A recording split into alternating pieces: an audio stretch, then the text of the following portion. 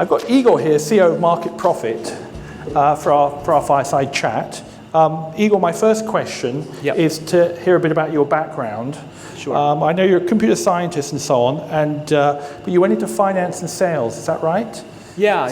It's a little unusual. You went from computer science to finance and sales, and then you went into Market Profit, is that right? Yeah, so it's kind of interesting. So I went to MIT, got degrees in engineering and computer science, and it's actually not that unusual for, at least at MIT, for a lot of the engineers to kind of, put on the dark cape and cross over to the dark side and go into finance. It's heavily recruited by Wall Street. I actually went into consulting first and got my feet wet with big data, really, back in my first job, where I just did large database analysis of commercial banks' accounts payable systems. So we were looking to cut their costs, and that was '95. And at the time, we would run massive databases on what back then were the original Dell boxes. So I kind of started playing with data then, and then after that I got into Wall Street. So I spent 13 years in commodity sales and trading. Okay. And then had a small stint. I did some work for a startup in 1996. I did, again, more database work for a friend of mine who started a calendaring website that ultimately got bought by Amazon in 1998. So that actually worked out a little bit, although I should have joined. And then after I left Wall Street, I just was looking. I wasn't even looking for this opportunity. It kind of, I don't know, I read an article about a hedge fund, actually UK-based, called Derwent Capital. And they were starting to trade off of Twitter data. And their algorithm was based on work done by professors at the University of Indiana. And so it was a white paper, so I said, it's public, let's read it. So I read it and, saw what they did, kind of started playing with Twitter, was looking at a specific stream for financial conversation, and I just started getting fascinated by the fact of what was being shared. And so I started following messages with what was happening to the stock price, all by hand, not automated. And I just got fascinated with the sheer amount of data that was coming out. And a lot of it was predictive. Not all of it, but a lot of it was predictive. And so I said, this is begging to be automated. But the key was to go a step further. And I'll show you this later, but it was to go a step further and actually rank people based on, and this is kind of where I merged kind of what I learned on Wall Street together with, with Market Profit, which is, on Wall Street, traders get measured every day. So every day a trader has a profit or a loss. It's black or white. And so why not apply that same kind of methodology and level of filtration to people who post messages in social media? Because every time they post a message, they're making a prediction. So I said, well, it's not enough just to know what the sentiment is, but let's take it a step further and actually weed out the good predictors versus the noise. And so that's kind of that just that element right there was what sparked my desire for doing this. So have you just given away the source? No, I mean it's on our website, so okay. You can see it. I'll show you. Actually, let me show you. Okay. Can I just interject? Yeah, no, go ahead. Okay, so my question is... Yeah, tell me. So I've heard a lot of people talk about this using sentiment to predict the stock market. Yes. Okay, so I get that, although it sounds rather complicated to me. Yeah. So why is Market Profit different? How's it different from the other people using sentiment for prediction? Sure, so literally we're different because we're the only platform that applies this second level of filtration to weed out and rank people. So we do what everybody else does, which is just aggregate the full crowd, look at everybody's sentiment, and publish that. So we call that the crowd sentiment. But we take it a step further and we publish a different sentiment score, which nobody publishes, which is what I call the smart money. And so we only publish sentiment from those people that we rank. And it turns out that when you do that, that signal is a lot cleaner, has a lot less noise, and generates more alpha based on historical backtests. And I'll show you what we did. Okay. So let me just show you how we're different. So first of all, that's why I got interested. That's Twitter-related, stock-related chatter on Twitter. And again, this is when we were doing our research, and it goes through 2011, and if you extend the chart, which we haven't done, but we've looked at our data since then, the volumes have gone up over 250%. So there's just an explosion of conversation. It's all public. Everybody has an opinion, whereas before, financial opinions were concentrated, to traditional publications and maybe some news channels. But now it's just a distributed model. So where where media got democratized, so has financial opinion. And so what we're trying to do is gather it all back and deliver it in a meaningful way to try to reduce the noise. Otherwise, it's just impossible to read 1 million tweets about 30,000 stocks in real time and know who's good, who's bad, who to follow, and who quite frankly has good predictive capability and is worth surfacing. So it's almost like a discovery tool. So let me show you. Well, I'll get back to this in a second.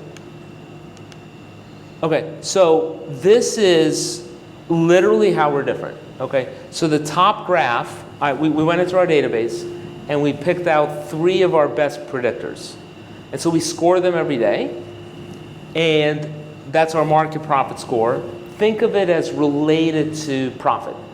So if you were to track and measure a trader's profit and loss every day, you would get a graph like that.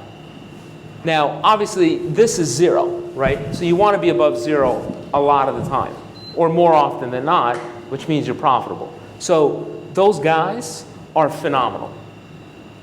Those predictors are phenomenal. They rarely fall below 0 over this backtest period. This is their actual predictive capability as we're measuring. And I assure you that these people are complete unknowns. They have 100, 200 followers on Twitter. Nobody knows about them, but they're day traders. They give good advice. It's early. It's predictive. Whether they actually are putting on the positions or not, who knows? But they're putting them on, virtually. And so we're virtually measuring their performance. Now, the bottom chart is 3 of the worst predictors. They're consistently negative. They're constantly below 0. So this is just a proof that says that there's differentiation amongst all of the messages in social media.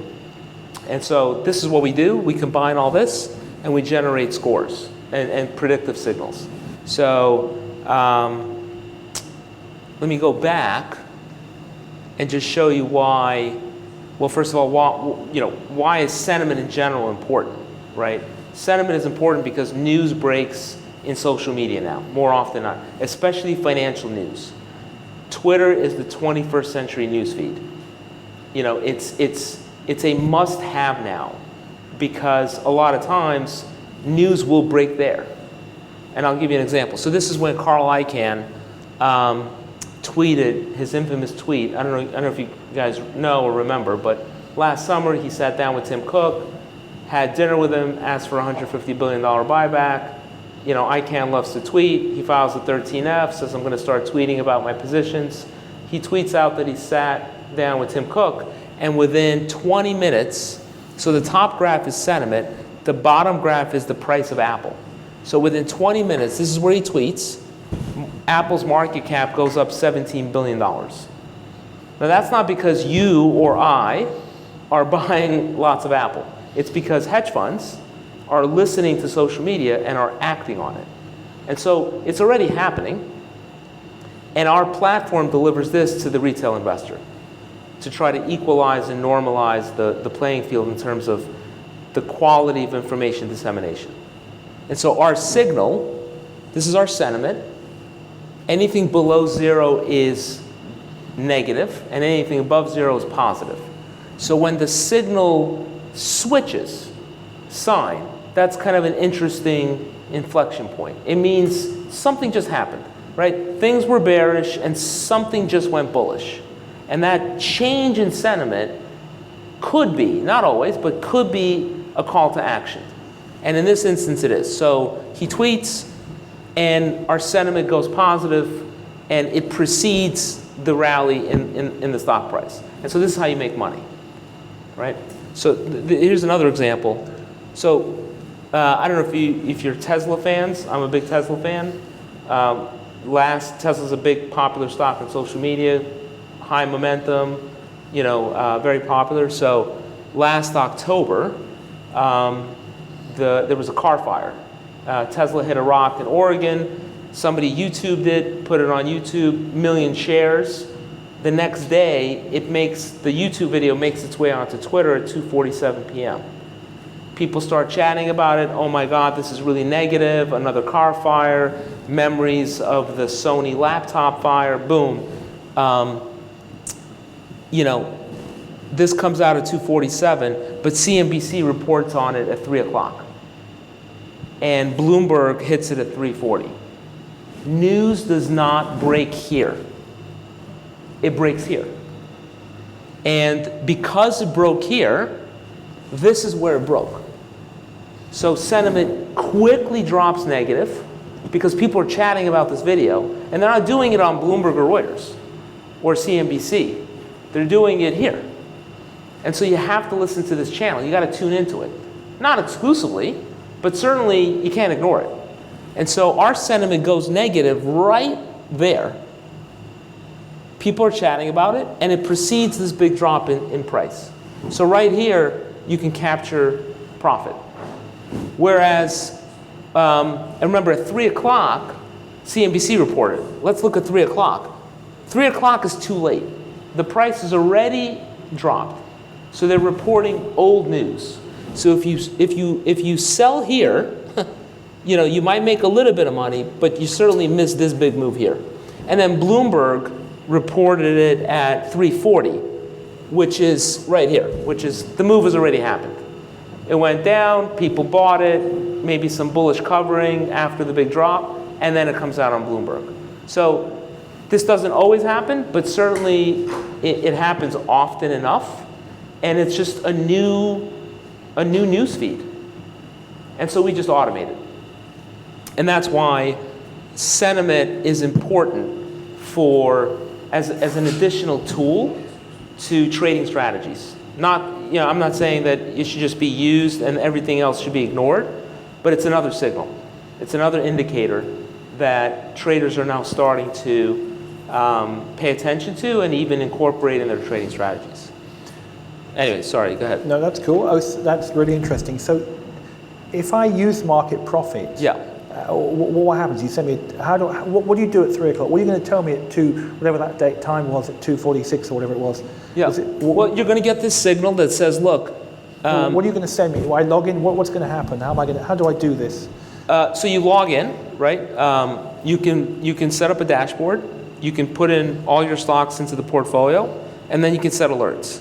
Okay. And you can set an alert that says, hey, you know what? If the sentiment drops by a big amount, send me an email. Right. And you get an email automatically. So if you would have just put this on autopilot and set an alert on Tesla because it's in your portfolio or you care about it, and you want to wait, you want to get alerted if there's high buzz, which we also measure, which is unusual chatter, or if sentiment drops below a certain level, or you can even set dual alerts where sentiment drops below a certain level, but price rallies, then you want to get an alert. So you can get pretty complex with alerts. You just get an email that would alert you. You may not do anything about it, but certainly it's time to look. And the email would have come at 2:47. Right. Not at the 3 o'clock. And so now you're getting updated earlier than traditional media.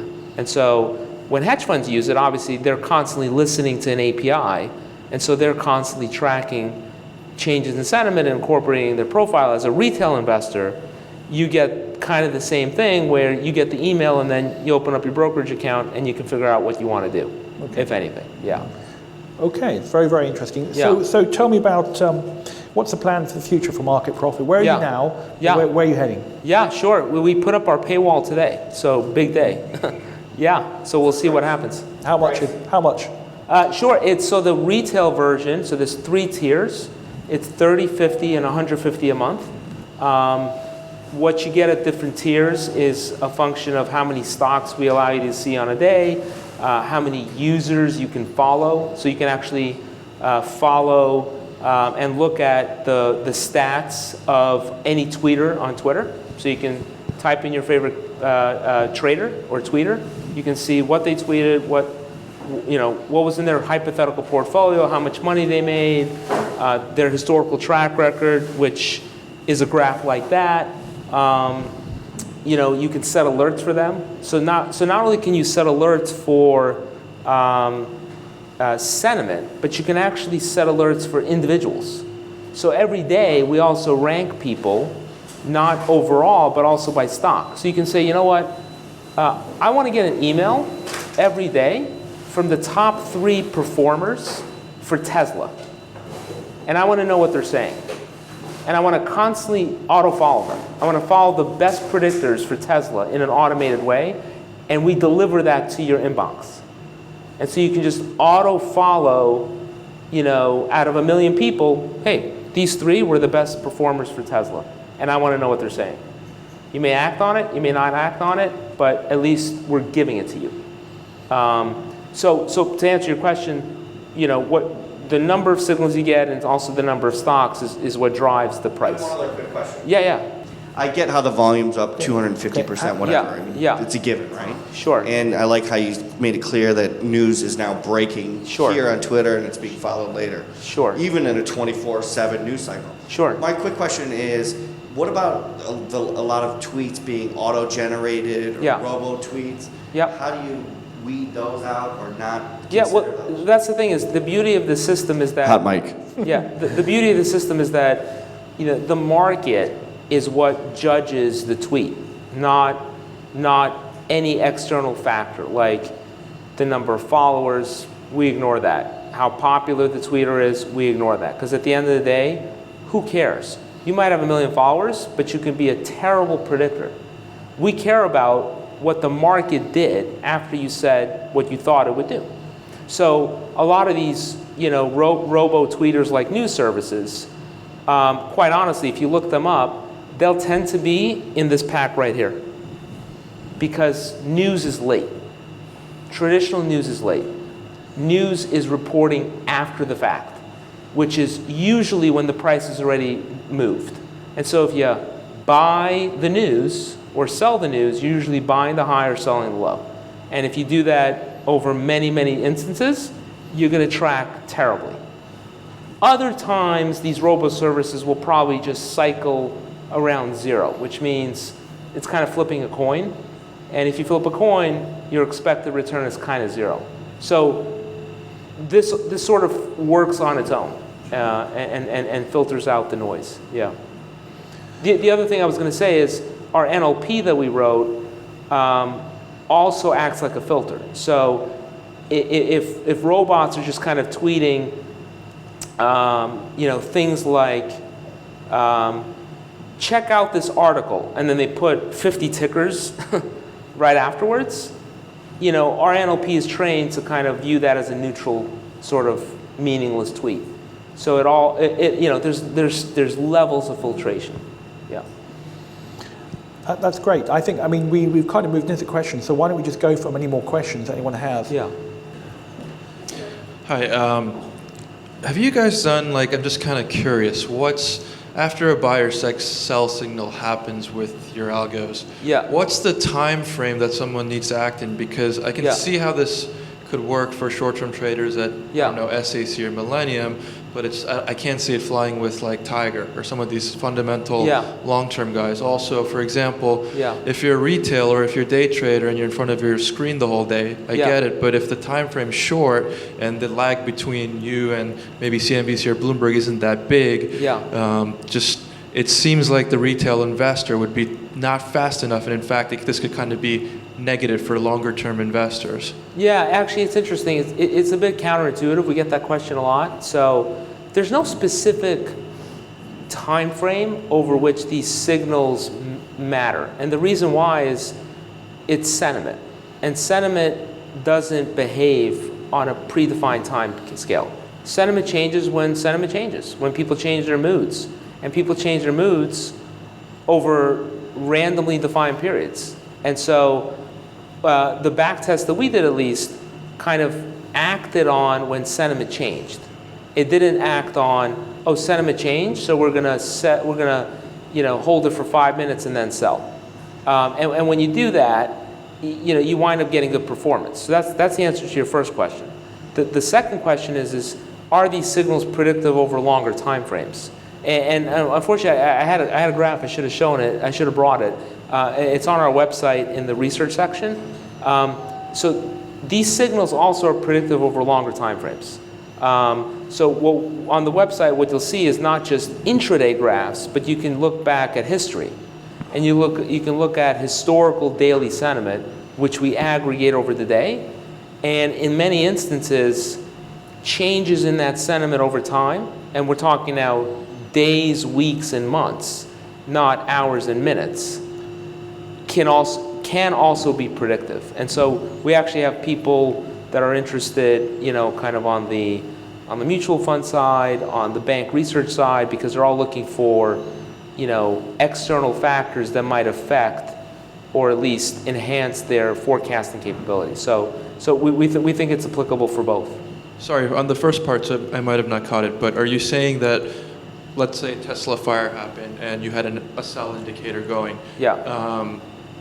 There's probably a point where that, at least the stock price, starts flipping back towards the positive angle. So does your system also give you a signal at that point as well? In fact, it's on this chart. So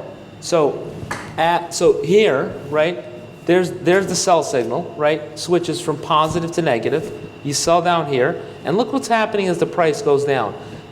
Sentiment is trending up, and actually crosses the zero mark, which is an indicator of a change in mood, right? It starts crossing zero right about here, which is right about at the low. So this is actually the reverse signal. And so there's the sell, and then there's the buy, and this is a perfect two-way trade, as an example. So that's my whole point is, in this example, you're holding, you're kind of, you get the sell signal at 247, maybe you get the buy signal and you really believe it, depending on thresholds, right around here at call it 320, that's a half an hour trade, which is certainly enough time to act for a retail investor. Things propagate fast, but in this example, it's enough time to act. Now, there are other examples where you got to act within 5 minutes, and you really have to have an API and an auto trading system. But then there are plenty of these examples where it's an event, and news propagates, and it takes time for it to propagate. And clearly, it funneled out in social media and then hit traditional media. And by the time that it did, it was too late. So once you got the alert, I think there'll be plenty of time to act. Okay, we can take one more question because we're running on the timer here. What's your sales model? How do you sell the product? Sure. So a couple of different ways. So on the website, we're about to find out. It's monthly subscriptions. We have an API, so we're going to be and are distributing it to hedge funds directly. We did our first data partnership with Interactive Data, where we embedded the signal into their trading platform called eSignal. So our business model really is distribution partnerships that have captive trading audiences. which will allow us to scale very quickly, right? So we can go ahead, and we will, advertise, do targeted marketing to try to find these day traders all around, which we estimate at about 2.5 million in North America alone. But you can sort of, at a price, you can jump step that and also do very large distribution partnerships, for example, with large brokers, data providers. Interactive Data happens to be both, and that was our first partnership. Non-exclusive, but that's kind of the sales model, which is just to get it out there. And this will be on every screen.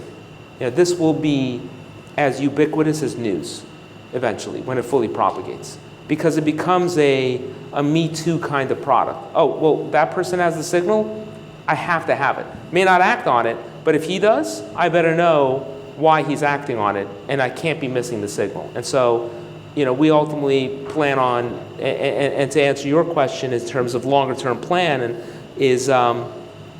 we're actually raising capital now to scale the platform, because I've been self-funded to date. Yes, very painful. We're not stopping at Twitter. Obviously, we're going to do chat rooms, forums, blogs, stock twits, other social media networks, because there's a lot of off-property chatter. But our unique formula to reduce the noise is the ranking. So we're going to rank everybody. If you make an opinion in any form of media, you're going to get ranked. And that will allow users to eventually have like a Hootsuite-like dashboard where they've got all their news services, and we're going to help them consume that data by prioritizing who to follow and which news articles to read. So I always call myself the Morning Star of social media or media financial pundits, plus clout, kind of that mixture. I'm going to have to call it there. You're going to call we're running over time. Sorry. Right. Sorry. Igor, thank you very much. No problem. Thank you very much. Thank you. Okay.